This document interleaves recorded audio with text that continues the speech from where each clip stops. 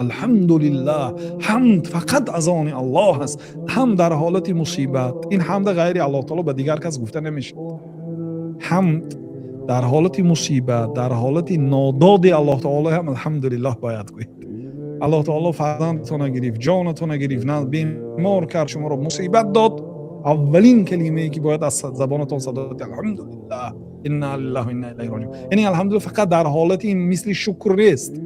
شکر فقط در حالت یاد آوردن نعمت یا به خاطر نعمتی که الله تعالی داده است گفته میشه.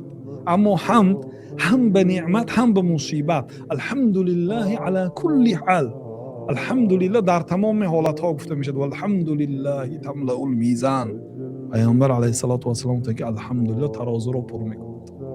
سبحان الله والحمد لله تملأان او تملأ ما بین السماء والارض. سبحان الله والحمد لله از زمین تا آسمان به ثواب و اجر پر میکنه.